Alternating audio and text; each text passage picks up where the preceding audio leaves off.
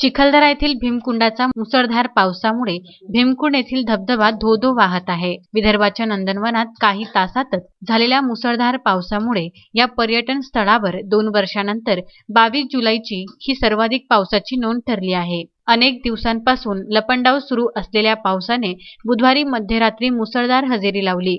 ढगफुटीप्रमाणे धो-धो कोसळला। 24 तासात 135 मिलीमीटर पावसाची नोंद झाली असली तरी 4 तासातच सर्वाधिक पाऊस कोसळला।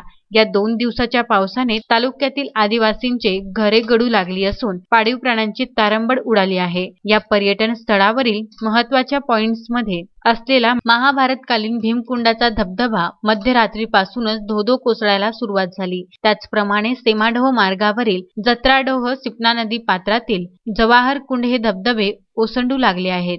मारुती पाटणकर, विदर्भ न्यूज, चिखलदरा।